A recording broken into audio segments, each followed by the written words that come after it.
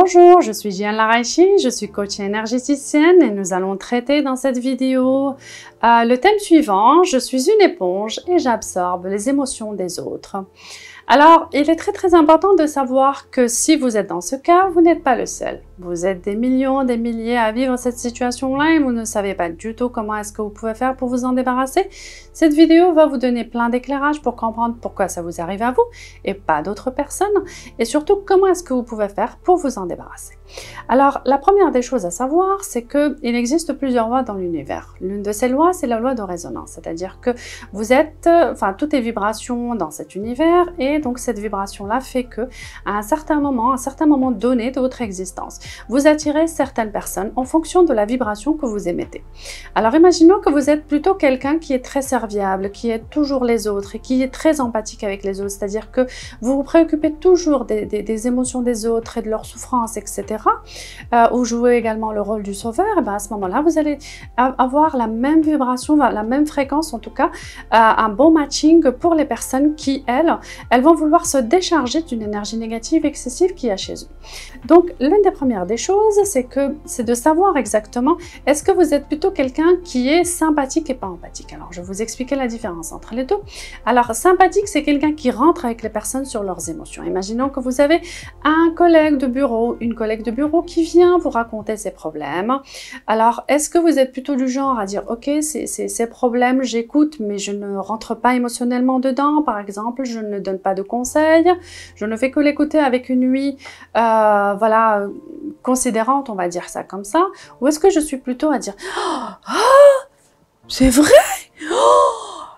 Oui, et vous commencez à en rentrer avec elle dans les émotions qu'elle a. Non, c'est vrai. Je suis déçue. Oh là là. Et continue. Et alors, il se passe quoi? Il t'a fait quoi? Il t'a fait ça? Oh mon Dieu. Et moi, mon mari, il m'a fait ça un jour. Et d'un coup, vous revenez vers qu'est-ce qui s'est passé avec votre mari? Vous faites rentrer non seulement l'émotion de l'autre, mais également l'émotion du rappel, de la mémoire, de ce qui s'est passé avec votre mari ou quelqu'un d'autre qui vous a fait ça.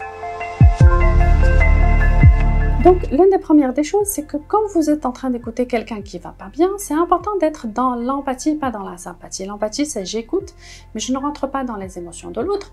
Et sympathique, c'est je rentre dans l'émotion de l'autre et je prends les émotions des autres.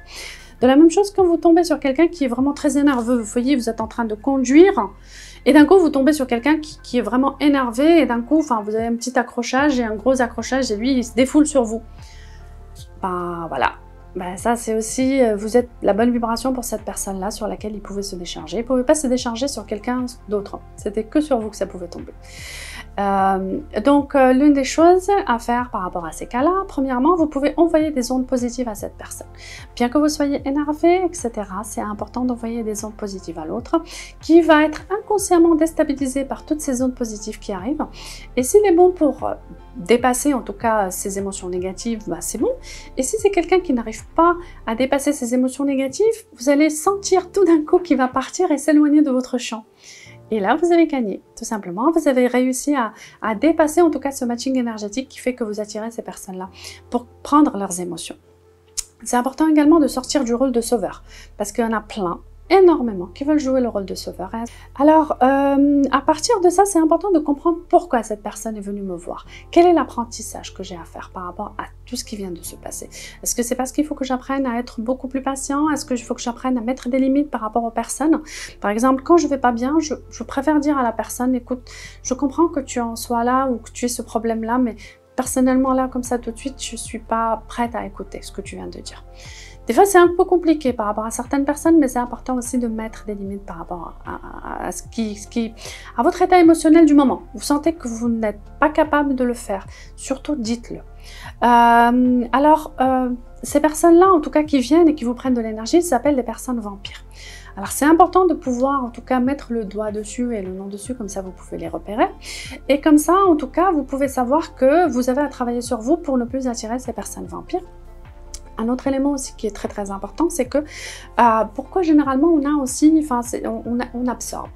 de l'énergie des autres. Tout simplement parce que nous avons, enfin pas qu'un corps physique, mais nous avons également des corps non physiques qui sont des corps éthériques qu'on ne voit pas. Et ces corps-là, en tout cas, des fois, selon l'endroit où on est, par exemple, etc., ou les choses qu'on fait, notre alimentation, par exemple, ça pourrait être aussi si on est en contact avec la cigarette, la drogue, tout ça, ça crée aussi, c'est ce qu'on appelle des failles, des trous au niveau de nos corps énergétiques. Et là, vous vous retrouvez tout le temps fatigué. Là, vous pouvez vous rendre compte facilement, quand vous êtes tout le temps sur des réseaux négatifs et tout simplement, vous êtes tout le temps fatigué. Vous n'arrivez pas à récupérer votre énergie, vous dormez, vous vous levez le matin, vous n'allez pas bien. Voilà, ce genre de petites choses et petits repères qui vous permettent en tout cas de sentir que vous êtes en train de devenir une éponge et vous prenez beaucoup plus l'émotion de quelqu'un d'autre. Quelqu'un qui est énervé et qui passe à côté de vous, qui est très énervé, juste il a fait que passer. Vous avez pris toute son émotion négative.